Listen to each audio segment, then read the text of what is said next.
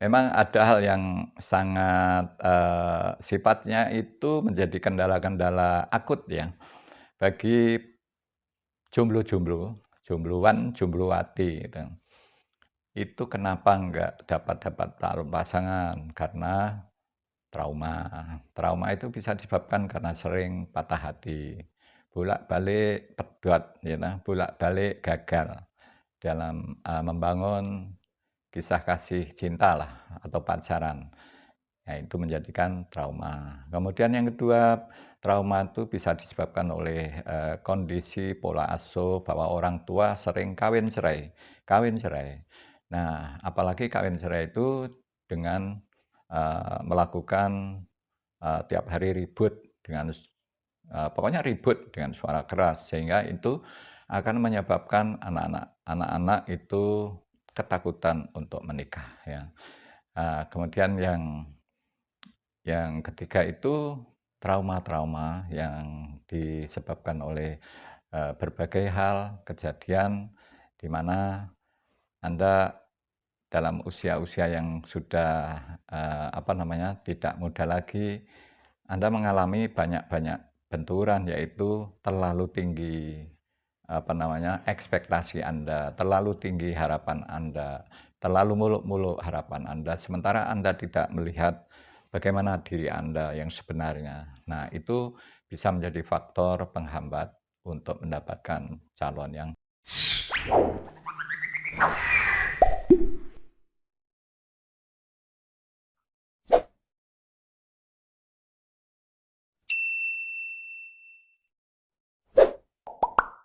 Assalamualaikum warahmatullahi wabarakatuh.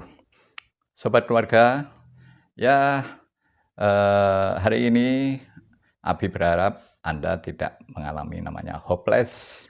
Tahu hopeless? Putus harapan, ya. Jangan, ya. Kalau Anda putus harapan karena usaha apapun sudah mentok, usia seperti ini sudah, belum juga ada tanda-tanda Anda untuk dilamar atau melamar dan lain sebagainya. Jangan hopeless, ya. Anda yakin, di dalam pikiran Anda yakini Anda akan segera mendapatkan jalan, akan mendapatkan calon yang baik. Nah, mungkin saat ini Abi ingin membahas faktor-faktor yang menyebabkan seseorang itu sulit mendapatkan jodoh ya. Satu diantaranya trauma. Jadi trauma masa lalu mungkin, bolak-balik, putus ya, dikhianati dan sebagainya. Yang kedua bisa jadi, trauma itu disebabkan oleh faktor keluarga. Jadi mungkin orang tua yang kawin cerai, umpama saja ya, itu akan menjadikan anak-anak, mengalami hopeless, takut dengan, pernikahan karena tidak mau atau dia khawatir akan terjadi seperti yang berlaku pada orang tuanya. Nah, ini, kedua. Yang ketiga, eee, sulit itu karena Anda memiliki harapan-harapan yang terlalu muluk-muluk. Ekspektasi Anda terhadap jodoh itu melebihi kapasitas Anda sendiri. Ya, contoh saja, Anda sebenarnya biasa-biasa saja, tetapi Anda inginnya mencari kalau laki-laki ya, mencari wanita yang cantik ya, kemudian bodinya oke, kemudian juga harus, kerja, punya penghasilan, dia sangat wangi ya, merawat diri. Tapi sementara Anda sendiri kusut, Anda nggak pernah merawat diri, Anda juga mungkin penghasilan juga pas-pasan. Nah ini, tidak pas ya, Anda terlalu tinggi harapan, tetapi Anda tidak pernah melihat kemampuan Anda sendiri. Jadi, terutama laki-laki ya, karena laki-laki itu sebagai sosok, apa namanya, punggung, tulang punggung keluarga, maka laki-laki ini harus menjadi laki-laki yang pantang menyerah, punya sikap mental bertanggung jawab, tidak pernah minta kepada istri, tetapi harus memberi. Jadi sebagai laki-laki itu berikan sikap mental Anda bahwa Anda pantang meminta tetapi memberi. Nah, ini lakukan. Maka dengan cara-cara ini wanita pasti akan mengidolakan sosok laki-laki yang seperti ini. Jadi laki-laki yang selalu bertanggung jawab, bisa ngomong, bisa mengendalikan emosi, bisa melindungi dan sebagainya. Karena apa? Wanita itu begitu matanya menatap ke arah laki-laki, umpama di jalanan gitu. Wanita menatap laki-laki dari itu, yang terbayang apa? Yang terbayang itu bukan secara physically, tetapi, "Oh, apakah dia mampu melindungi saya? Apakah saya nyaman berada di dekatnya? Oh iya, kira-kira saya masa depannya terjamin nggak sama dia?" Nah, itu wanita di dalam melihat, memancarkan mata ke laki-laki itu seperti itu. Dia bertanggung jawab nggak? Bagaimana masa depannya? Apakah saya terjamin atau tidak? Baru kemudian nanti, oh ya, hidup saya akan saya abdikan padanya. Umpama seperti itu wanita. Nah, berbeda dengan laki-laki. Laki-laki itu begitu matanya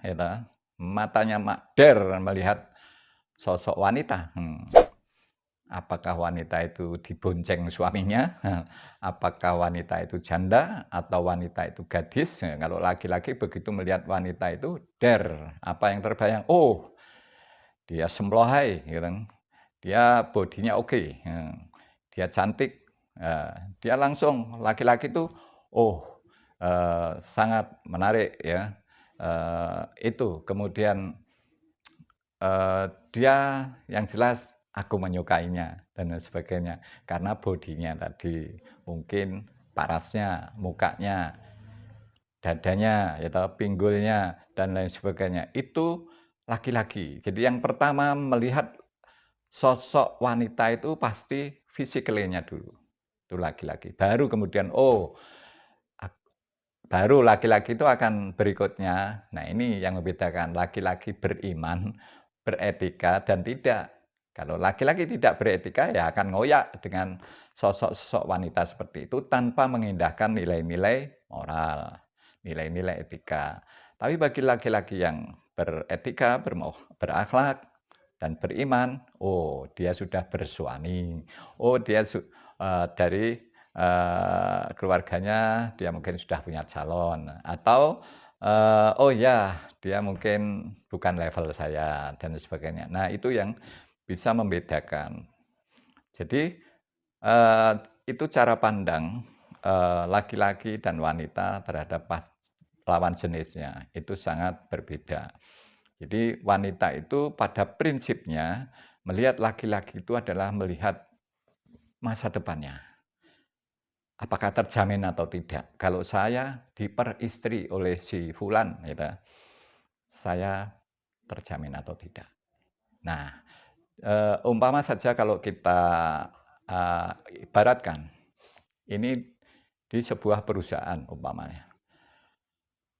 Laki-laki itu melihat, bosnya ya, bos, pemilik perusahaan, orangnya gemuk gitu aja, gendut, tapi bos. Kemudian, eee, ada yang kedua, si wanita juga, dia hanya tukang bersih-bersih, tapi bodinya lumayan gitu kan. Nah, laki-laki itu milih bosnya atau milih karyawan kira-kira? Padahal bos ini kaya, terjamin secara ekonomi. Kemudian tukang bersih-bersih ini, ya hanya karyawan rendahan, tapi bodinya oke, menarik, cantik. Nah, laki-laki pilih yang mana kira-kira? Nah, jawab sendiri kan. Kemudian sekarang wanita melihat, bosnya. Bosnya laki-laki, gendut ya toh, mungkin seperti apalah, ya pokoknya gendut, berat badannya melebihi 100 kilo umpama, wajah hitam umpama, warna kulit hitam dan wah agak apa gitu ya. Jadi kemudian anak buahnya, stafnya itu cakep. ya, cakep, tapi nggak punya apa-apa, ekonominya pas-pasan. Wanita kira-kira milih mana? Milih setapnya dengan hidup pas-pasan atau memilih bosnya, tapi tampilannya nggak cakep, tidak ganteng, tapi masa depannya terjamin. Nah, milih mana? Dijawab sendiri. Jadi, Anda pasti punya bayangan, milih mana. Nah, itulah, sekilas bagaimana kita melihat, apa namanya, cara pandang masing-masing wanita dan laki-laki itu seperti tadi saya istilahkan. Oke, mudah-mudahan Anda bisa, memperkaya diri Anda menjadi orang yang lebih arif, orang yang bijak di dalam mensikapi persoalan jodoh. Terima kasih, sukses selalu, cepat menikah.